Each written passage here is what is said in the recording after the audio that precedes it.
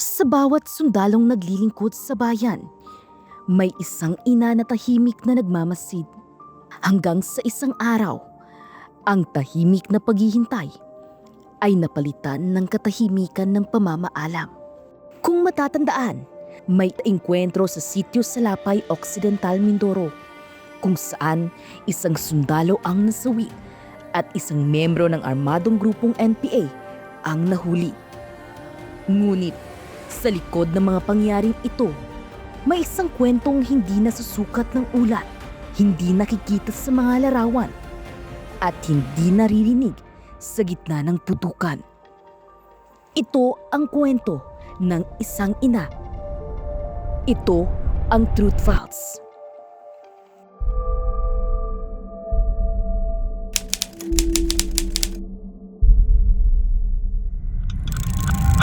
Noong Marso 29, 2026, sa sitio Salapay, Barangay Monteclaro, San Jose, isang opisyal ng Philippine Army ang nag-alay ng buhay sa gitna ng tungkulin. Ako po si Arlene Buen Oyando, mother po ni Captain Dean Buen Oyando. Isa siyang napakabuting anak. Masayahin, palangiti. Nag-umpisa kasi sila sa Catholic school. Doon sila nahubog ng magagandang aral. Naging sakristan din siya noon. Kaya nung mag-college na, kasi nag-college pa siya noon bago pumasok sa PMA, nagsasakristan pa rin pag nagbabakasyon. 3 lang silang magkakapatid. Babae yung panganay, tsaka siya yung pangalawa. Yung pangatlo ay nag-aaral pa na. Nitong February kasi, nung pumunta akong Batangas, sumama siya bago graduation sa Scout Ranger course. Pinabakasyon muna sila. And then, sabi ko, pupunta akong Batangas. Sabi niya, sasama na ako, sabi. O sige, sumama ka. Kaya dinaanan ko sa Manila. Doon na kami and then pinakilala ko pa nga siya sa mga kasama ko sa meeting yan sa Batangas. Sa bawat sakripisyo ng isang sundalo, may pamilyang naiiwan. At sa bawat pamilyang iyon, may isang ina na tahimik na nagdadala ng sakit na hindi kayang ipariwanag. Ako kasi yung tagahatid sundo niya. Pag gusto niya, Ma, bakante ka ba? Bakit? Pwede mapasundo. Yan, sinusundo. Tapos pag balik naman, pwedeng magpahatid. Ayan, hinahatid ko kung saan siya.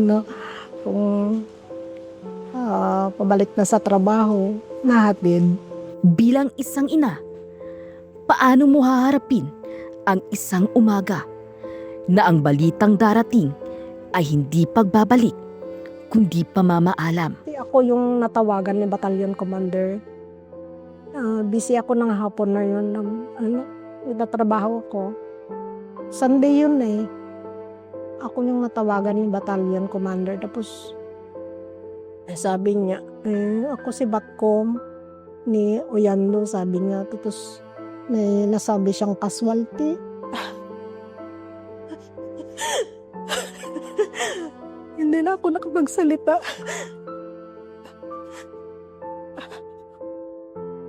Hinabol ko si Mister na palabas ng gate. Hinabol ko siya. Sandali lang, sabi ko sa kanya. Tapos binigay ko sa kanya yung cellphone ko. Siya nang sumagot. Wala talaga eh. Parang tumigil ang aking mundo. Nagiyakan na lang kami. Napakasakit talaga. Napakasakit isipin na sa isang iglap ay mawawala na siya. Hindi ko nga alam kung anong reaction ko eh. Basta sa isip ko na lang, susundin ko na siya. Kaya bumiyahe rin kami ng gabing yon. Nadatnan na namin sa Biluna, sa morgue. Hindi na siya. Basta niyak na lang ako. Ngayon, ang inisip ko na lang, nandun siya sa destino. Pero at least, yun nga lang, ang Wala nang magbabakasyon. Wala nang susunduin. Wala na rin ihahatid.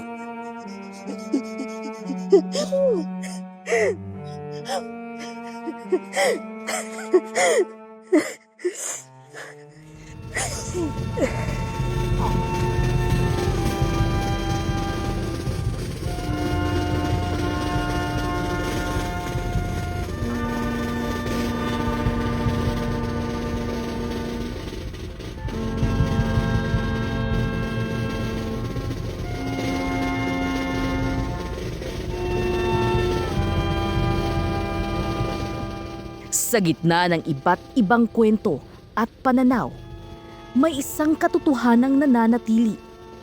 May buhay na nawala at may isang ina na habang buhay na maghihintay sa anak na hindi muling makakauwi. Tibayan lang natin ang ating loob. Pagpatuloy lang ang ating buhay. Makakaya natin. Masakit man, tanggapin natin. Wala na sila.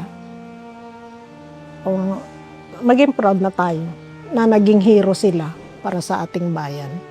Sa araw ng mga ina, naway maalala natin na sa bawat kapayapaang ating tinatamasa, may mga pamilyang nagbuhis ng higit pa sa kanilang makakaya. May mga anak na inalay ang kanilang buhay. At may mga ina na tahimik na nagdadala ng bigat ng sakripisyong iyon. Sa mga kabataan, makinig sa mga magulang, sa payo ng mga magulang. Huwag kayong maniniwala sa mga nanghihikayat o mga mapanlinlang na mga kilusan na sumisira sa ating lipunan.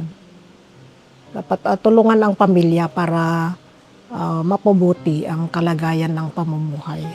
Sa mga magulang, gabayan natin ang ating mga anak para hindi sila mapunta sa lihis na daan. Kailangan gabayan natin sila hanggang sa kanilang paglaki. Kung ano man ang gusto nilang marating sa buhay. Huwag lang sa negatibo na paraan. Walang ina ang gustong magpaalam sa anak na hindi muling makakauwi. Din, mahal na mahal ka namin, anak. Huwag mong isipin na napabayaan ka namin. Ikaw ang aming hero. Alam namin andyan ka na kay Lord. Magkasama na kayo. Masaya ka na. Huwag mo kaming pababayaan. Gabayan mo ang aming araw-araw na mga gawain. Mahal na mahal ka namin.